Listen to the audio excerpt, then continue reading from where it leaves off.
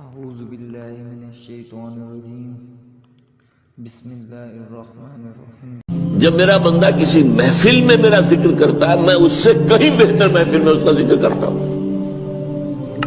اللہ کی محفل تو ملائے اعلیٰ کی ہے، ملائکہ مقربین کی ہے۔ بہرحال اللہ کو تم اپنے دل میں مستحضر رکھو، اللہ تعالیٰ تمہیں بھی یاد رکھے گا۔ دوبارہ فرمایا احفظ اللہ تجدہ امامک تجاہک، اللہ کو یاد رکھو تو اپنے سامنے موجود پاؤ گے، جب چاہو دعا کرو تو احفظ اللہ تجدہ امامک یا تجاہک، اپنے سامنے موجود پاؤ گے۔ اذا سألت فاسأل اللہ، اب آ گیا وہ مرکزی مضمون۔ دیکھو جب مانگو اللہ سے مانگو، غیر اللہ کے سامنے ہاتھ دراز کرو ہی مت۔ ایک حدیث میں آتا یعنی حرام نہیں ہے، دنیاوی قواعد اصول قوانین کے تحت کسی سے مدد چاہنا، کوئی سوال کرنا حرام نہیں ہے۔ آپ سوال کریں، مدد لیں، اسی پر دنیا قائم ہے، ایک دوسرے کے ساتھ تعاون کے ساتھ۔ لیکن اونچا مقام کیا ہے؟ کسی سے سوال مت کرو سوائے اللہ، یہاں تک کہ جوتے باندھنے کا تسمہ تمہیں درکار ہے تو بھی کسی سے مت مانگو، اللہ سے مانگو۔ کیا پتہ اللہ کس کے دل میں ڈال دے اور وہ آ کے تمہیں تسمہ پیش کر دے۔ ہوتا ہے ایسا، بسا اوقات ہوتا ہے۔ جو اللہ کے ساتھ لو لگا کر رکھنے والے ہیں ان کے تو ایسے واقعات ہوتے ہیں کہ دل میں ایک بات آئی اور اس کے بعد وہی بات جو ہے وہ کوئی شخص آ گیا اور اس نے وہ بات پوری کر دی۔ کیونکہ لوگوں کے دل جو ہے وہ تو اللہ کے دو انگلیوں کے مابین جو چاہتا پھر دیتا ہے۔ کیا پتہ اللہ کسی فرشتے کو انسانی شکل میں بھیج دے، آتا ہے فرشتہ، آتا ہے انسانی شکل میں، آتا ہے آپ کی تکلیف کو رفع کر دے، آپ کی ضرورت کو پورا کر دے، اسی سے مانگو، کسی اور سے مانگو۔ یہ ہے توحید کا لب لباب۔ یوں سمجھیے اسلام کی جڑ کیا ہے؟ ایمان۔ اسلام کا جو خارجی نظام عمل ہے، انفرادی اعمال ہو اجتماعی ہو، ان سب کی روح رواں کیا ہے؟ ایمان۔ ٹھیک، ایک بات ہو گئی۔ ایمان کا خلاصہ لب لباب کیا ہے؟ ایمان باللہ۔ جیسے ایمان بالآخرہ بھی ہے، ایمان بالملائکہ ہے، ایمان بالانبیاء ہے، ایمان بالرسل ہے، ایمان بالکتب ہے، ایمان بالقدر ہے، لیکن اصل ایمان۔ اسی لیے ایمان مجمل میں آپ کو معلوم ہے کسی اور چیز کا ذکر نہیں۔ آمنت باللہ کما ہوا باسمائہ وصفاتہ وقبلت جمیع احکامہ اقرار باللسان وتصدیق بالقلب۔ یہ ایمان مجمل ہے، اجمالی طور پر ایمان اس کا نام ہے۔ ہاں مفصل تفصیلی طور پر آمنت باللہ وملائکتہ وکتبہ ورسلہ والیوم الآخر والقدر خیرہ وشرہ من اللہ تعالی۔ تو اسلام کی جڑ ایمان، اور اسلام کا سارا جو نظام عمل ہے، چاہے انفرادی اعمال ہو چاہے اجتماعی، ان سب کی روح رواں ایمان، اور ایمان کا خلاصہ ایمان باللہ۔ اور ایمان باللہ کا اصل حاصل وہ ہے جو اس حدیث میں آ رہا ہے۔ اس کے دو ہیں تقاضے، عبادت صرف اسی کی، استعانت صرف اسی سے۔ اس لیے میں نے سورہ فاتحہ کا تذکرہ شروع میں کیا۔ یہ عبادت کا جوہر ہے، عبادت کا جو ہے یہ ایمان کا حاصل۔ عبادت صرف اس کی ہے اور استعانت صرف اس سے۔ استعانت ہی میں سوال بھی آ گیا، یہ بھی مدد ہے۔ آپ کسی سے کچھ مدد مالی چاہ رہے ہیں یا کوئی اور مدد چاہتے ہیں، کسی کام میں مدد چاہتے ہیں، جیسے میں نے کہا تھا کہ سفارش کرانا چاہتے ہیں، یہ بھی مدد ہے۔ وَإِذَا اسْتَعَنْتَ فَاسْتَعِنْ بِاللَّهِ، اور جب مدد مانگو صرف اللہ سے مانگو۔ اور وہ سارے الفاظ یاد کر لیے، استدعاء، استعانت، استغاثہ۔ یہ جو غوث اعظم سے استغاثہ کیا جاتا ہے یہ تو شرک ہے۔ استغاثہ اللہ سے، دعائی اللہ کی۔ اس اعتبار سے استمداد، استعانت، استدعاء، استغاثہ، یہ سب اللہ سے، صرف اللہ سے۔ عبادت صرف اللہ، ایاک نعبد، اور استعانت صرف اللہ سے۔ مانگو صرف اللہ سے، جب مدد طلب کرو صرف اللہ سے، اور جان لو اگر تمام لوگ جمع ہو کر تمہیں کوئی فائدہ پہنچانا جائے نہیں پہنچا سکتے، الا بشیء قد کتب اللہ لک وان اجتمعوا علی ان یضروک بشیء لم یضروک الا بشیء قد کتب اللہ علیک، اگر سب مل کر چاہے تمہیں کوئی نقصان پہنچا دے نہیں پہنچا سکتے مگر وہی کچھ جو اللہ نے تمہارے لیے لکھ دیا۔ اب بتائیے خوف کی جڑ کٹ جائے گی کہ نہیں؟ یہ جو ایمان جو ہے یہ خوف اور حزن دونوں سے نجات دلانے والی بات ہے۔ جو حقیقی مومن ہے وہ اللہ کا ولی ہے، حقیقی مومن وہ اللہ کا ولی ہے، اور الا ان اولیاء اللہ لا خوف علیہم ولا هم يحزنون۔ یہ اولیاء اللہ کو علیحدہ مخلوق نہیں ہے، کوئی ان کے سر پہ سینگ نہیں ہوتے، انسان ہی ہوتے ہیں، لیکن حقیقی معنی میں مومن ان اعتبارات سے جو آج ہم پڑھ رہے ہیں ایمان اس درجے کا پہنچ گیا تو اللہ کا ولی ہے۔ اور لوگ بڑی خوف کس بات کا ہوگا؟ کس سے خوف کروں؟ اس کے ہاتھ میں کچھ ہے ہی نہیں، اور اگر کچھ اللہ نے میرے لیے لکھ دیا وہ آ کر رہے گا، چاہے میں لاکھ گڑ گڑاؤں اور اس کے سامنے مجھے چھوڑ دے، اگر اللہ نے لکھا وہ آیا وہ تو آئے گا، تو کاہے کو اس کے سامنے گڑ گڑانا، کاہے کو جبرسائی کرنا اس کے سامنے، اور کسی کے ہاتھ میں کچھ ہے ہی نہیں، میرا خیر ہے ہی نہیں، کاہے کو خوشامد کرو اس کی۔ اور سنیے، رفعت الاقلام، دیکھو نوجوان، قلمیں اٹھا لی گئی ہیں، وجفت الصحف، اور جو رجسٹر ہیں صحیفے ان کی سیاہی خشک ہو چکی ہے۔ یہ ہے وہ اللہ کا علم، اس میں ہر شے لکھ دی گئی ہے، اس کی قلم اٹھا لیے گئے۔ وہ جیسے آپ کو معلوم ہے امتحان ہوتا تھا، 3 گھنٹے ختم ہو گئے، اسٹاپ رائٹنگ، بس اب قلم رک جانا چاہیے۔ وہ قلم تو تقدیر کا کاتب جو ہے وہ قلم اس کا اب اٹھا لیا گیا، اور جو صحیفے جن پر کے لکھا گیا وہ خشک ہو گئے۔ یہ تو روایت ہے جو امام ترمذی نے جس کو روایت کیا، یہ متن ان کا ہے جو ہم نے پڑھا ابھی، اور ان کا قول یہ ہے کہ یہ حدیث حسن صحیح ہے، لیکن یہی روایت اور انہی راوی سے عبداللہ ابن عباس سے رضی اللہ تعالیٰ عنہما اور بھی محدثین نے کی ہے، تو اس میں سے ایک اور متن جو ہے وہ یہاں پر امام نووی نے دے دیا ہے۔ احفظ اللہ تجدہ امامک، یہ تو پہلا وہ ٹکڑا تھا، وقت تو جاہک تھا، یہاں امامک ہے، امام مطلب ایک ہی ہے، اپنے سامنے پاؤ گے۔ اللہ کی حفاظت کرو، اللہ کو دل میں، اللہ کی یاد کو محفوظ رکھو، گویا کہ اللہ کو مستحضر رکھو۔ ذکر اللہ کے معنی کیا ہے؟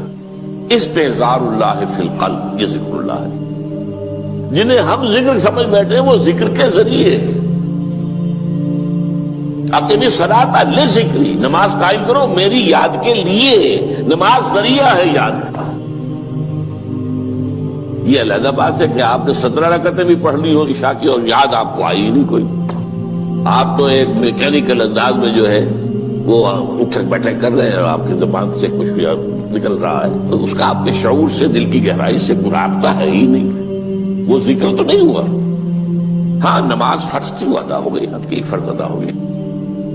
تو جنہیں ہم نے ذکر سمجھا وہ ذرائع ذکر ہے، اللہ اللہ سبحان اللہ زبان سے، یہ تاکہ اس کے نتیجے میں وہ ذکر حاصل ہو جائے۔ استحضار اللہ فی القلب، ذکر کے معنی ہے استحضار اللہ فی القلب۔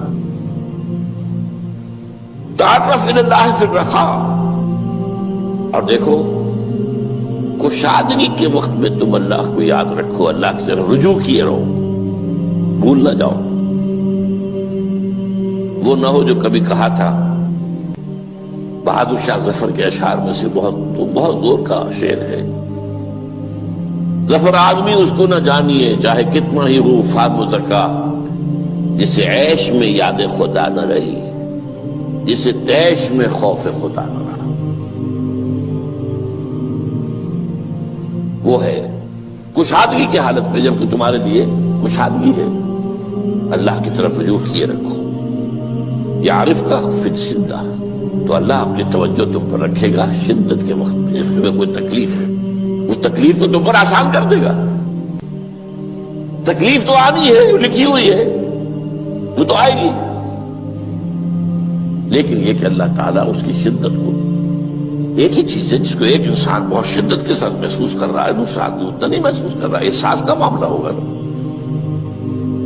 وہ تو اصل میں اگر انسان کی نرز کٹی ہوئی ہے تو احساس ہوگا ہی نہیں، سر سے نہیں ہوگا۔ تو اس اعتبار سے اللہ تعالیٰ تمہارے لیے وہ شدت کی کمی کر دے گا۔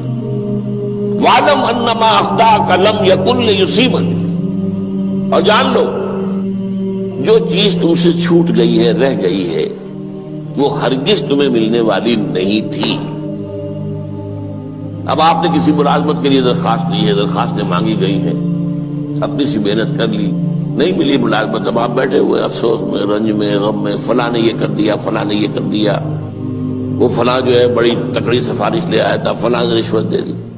چھوڑو میں اس کو، وہ تمہارے لیے نہیں تھی۔ کاہے کو اپنے ذہن کے اندر یہ کھچڑی پکا رہے ہو بیٹھے ہوئے؟ خواہ آپ شاید سوء ظن میں بھی مبتلا ہو رہے ہو، کسی نے نہ رشوت دی اور آپ سمجھتے ہو کہ رشوت دی ہے اس نے۔ یہ ساری چیزیں جو ساری سیئات، ان کی جڑ کٹ جائے گی۔ وَاعْلَمْ أَنَّمَا أَخْطَأَكَ لَمْ يَكُنْ لِيُصِيبَكَ وَمَا أَصَابَكَ، اور جو چیز تم پر آ گئی، لَمْ يَكُنْ لِيُخْطِئَكَ، ہو ہی نہیں سکتا تھا کہ وہ تم پر نہ آ۔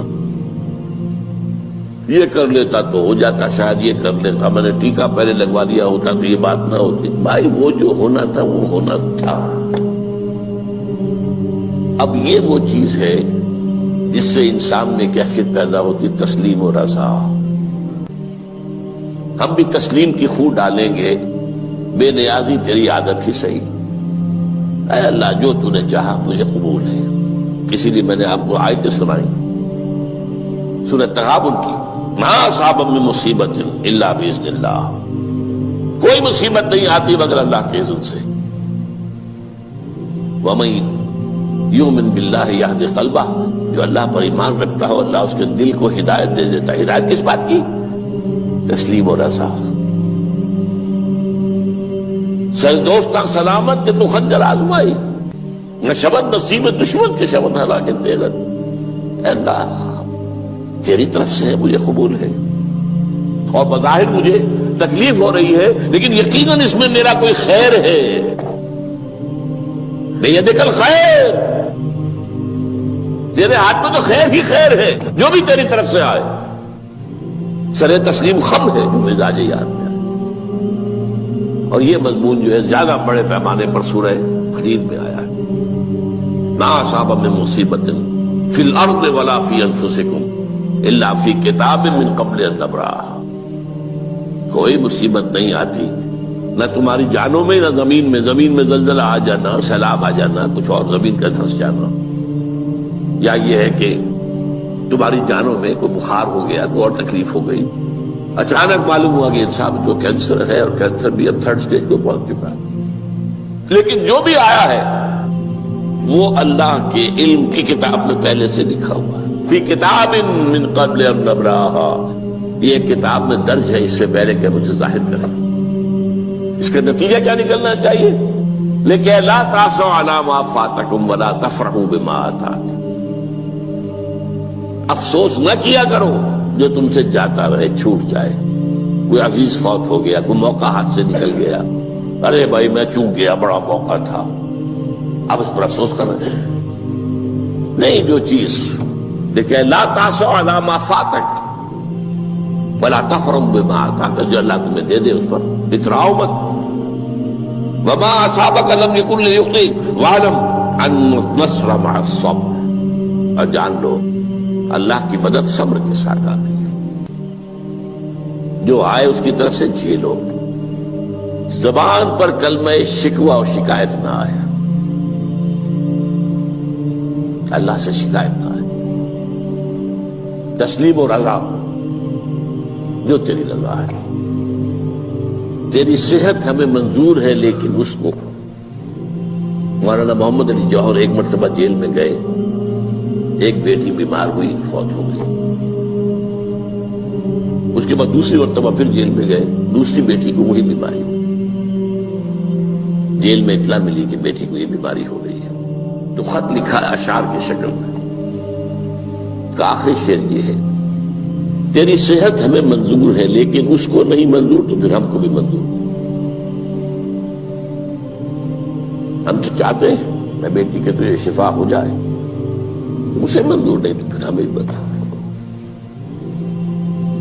وَاعْلَمْ أَنَّ النَّصْرَ مَعَ الصَّبْرِ وَأَنَّ الْفَرَجَ مَعَ الْكَرْبِ، فرج، فراخی، کھل جانا کسی چیز کا، یہ ہے کرب کے ساتھ، تکلیف کے ساتھ، تکلیف ہوتی ہے ساتھ۔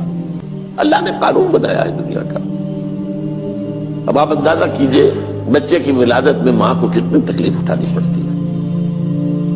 آج کل تو فیشن ہو گیا ہے، سیدھے سیدھے جاؤ آپریشن کراؤ تکلیف سے بچ جاؤ، لیکن یہ ہے کہ یہ بھی آپ کے علم میں ہوگا، وہ ساری تکلیف جیسے ہی بچے کو لا کر ماں کے برابر لٹایا ہے ساری تکلیف ختم، پھر جو راحت اس سے میسر آتی ہے۔